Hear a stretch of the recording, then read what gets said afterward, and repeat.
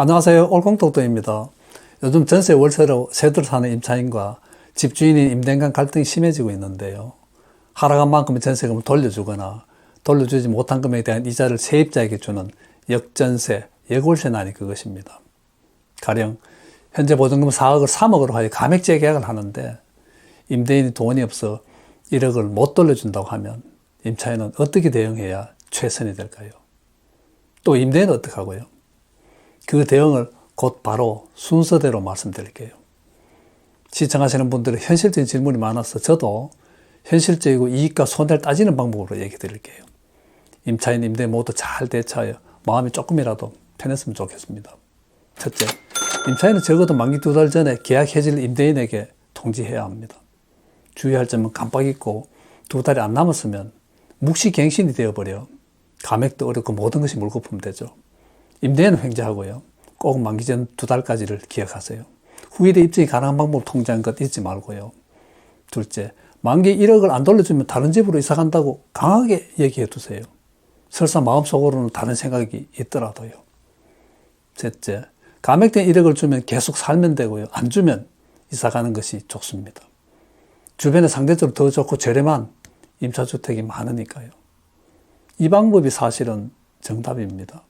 임차인은 홀가분하고 그 임대인은 감액된 1억을 주기로 한 시한도 결국은 잘 못 지킬 것입니다. 일반적인 경험을 보면요. 또 한 번 더 기간을 연장해야 하는 귀찮은 일이 생길 수 있어요. 넷째, 아마도 임대인은 차선책인 역월세를 제한할 것입니다. 못지는 1억에 대해 요즘 전월세 전환율이 얼마로 하자 하면서요. 절대로 임차인은 먼저 제한하면 안 됩니다. 왜냐하면 더 유리한 다양한 재계약 요령이 있기 때문이죠. 다섯째, 전세를 월세로 바꿀 때 사용하는 전환 비율은 전월세 전환율은 현재 한국은행 기준금리인 3.5%에 2% 더한 5.5%입니다. 예를 들면 전세 1억 곱하기 5.5%는 연 550만 원이고요. 연 550만 원 나누기 12개월은 월 45만 8,300원입니다. 임대인은 못 돌려주는 1억에 대해 매월 45만 8,300원을 임차인에게 주는 거죠. 여섯째, 물론 주택임대차 보호법에서 임차인 보호를 위해 전세에서 월세로 바꿀 때 5.5% 초과할 수 없다고 했죠. 그러나 현재 역전세, 역월세 상황 속에서 임차인은 법령에서 정한 전월세 전환율을 따를 필요는 없습니다. 법률은 적용 상황이 아니죠. 임차인에 대해 규정된 바도 없고요. 약자에 대한 공정한 비례에도 어긋나죠. 임차인의 보증금을 어떤 식으로 어떻게 힘들게 구했고 빌린 돈으로 인해 부담하는 현재 고통은 어떤지, 임대인의 의무 불이행에 따른 비난 가능성 등을 고려하지 않은 채요. 일곱째, 만약 임차인이 1억에 대해 월세 받기로 역월세 계약서를 작성한다면 이때 법정 최고 이자율은 연 20%임을 알고 임해야 합니다. 못 돌려주는 1억에 대해 임대인과 임차인 합의로 연 20% 이내에서 이자율을 자유롭게 정하면 되는데요. 낮은 이자율이나 법정 전월세 전환율로만 역월세 연장 재계약을 한다면 임차인은 바보입니다. 자신의 이해를 모두 합산한 이자율로 계약서 작성하세요. 이성적인 현대인이잖아요. 임차인이 부담하는 은행 대출 이자나 개인 간 차입이자, 산정한 기회 비용, 임차인에게 이자 소득을 잡혀 부담하는 추가 세금액, 못 받을 위험률 등을 감안해서 정한 이자율로 역월세 할 수 있습니다. 다만 현재 전월세 전환율 5.5%를 적용해서 작성하는 것도 임차인의 양심에 따른 자유로운 선택이긴 합니다. 여덟째, 역월세 계약서는 새로 작성해도 되고 안 해도 됩니다.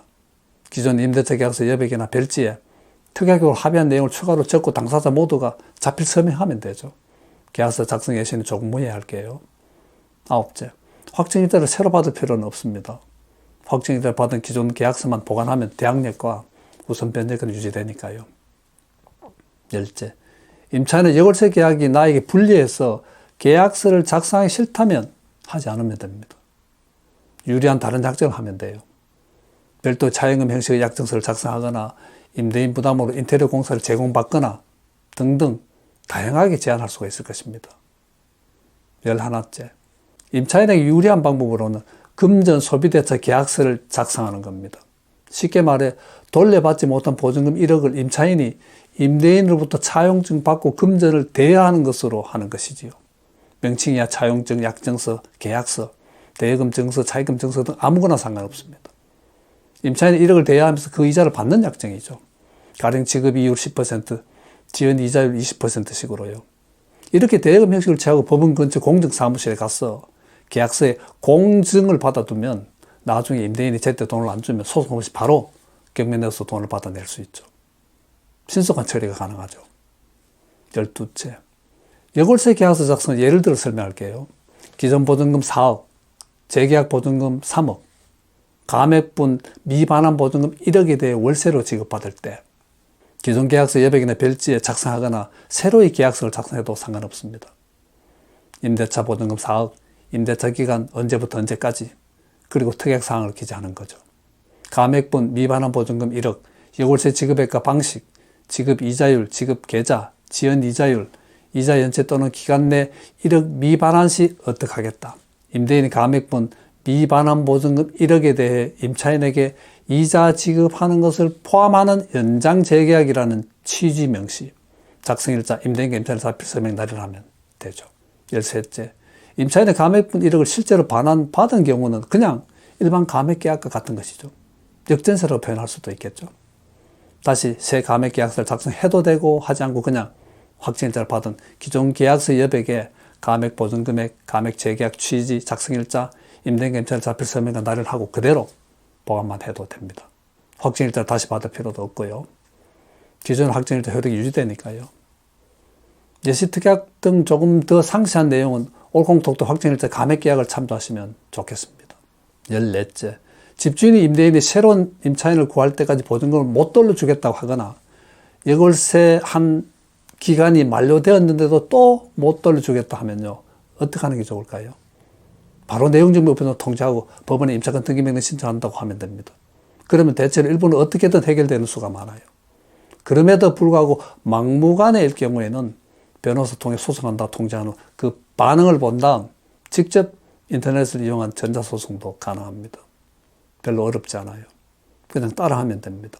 본소송 전에 지급명령부터요. 앞에서 말씀드린 대여금 형식으로 공증을 받아두었으면 소송 필요 없이 바로 강제 집행하면 됩니다. 15째.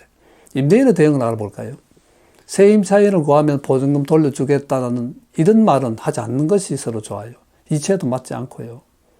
요즘 임대인을 고려한 대출도 상당히 많아요. 웬만하면 대출이 가능할 것 같고요. 특히 DSR, 총부채 원리금 상환 비율을 적용받지 않는 한국주택금융공사의 특례 보금자리론이 유리하고요. 특히 감액분 보증금을 장기적으로 갚을 여력이 안 되는 임대인에게 권합니다. 한편 단기적으로 감액분 보증금을 반환할 여력이 안 되는 임대인은 임차인의 양해를 받아 감액분 보증금에 대해 원리자를 주는 것이 좋겠습니다. 그것도 법에서 정하는 전월세 전환율을 적용했어요. 무난한 방법이죠. 괜히 임차인과의 갈등으로 내 집에 주택 임차권이라는 붉은 낙인이 등기부 등본을 찍혀서는 곤란하겠죠. 또 다른 방법으로는 임차인에게 전세권 설정 등기를 해주는 거죠. 임대인 비용으로. 그러면 임차인은 자기 보증금에 대해서는 보험과 같이 안전하다고 생각하게 되잖아요. 그 대신 임차인에게 매월 지급하는 원리자를 적절하게 타협하는 것이죠. 괜찮은 대안이죠. 오늘은 역전월세에 대해 말씀드렸는데요. 보증금 조정은 서로가 잘 이해하는 상태에서 슬기롭게 대처하면 좋겠습니다. 구독과 좋아요로 응원 부탁드리고요. 좋은 정보로 또 찾아뵐게요.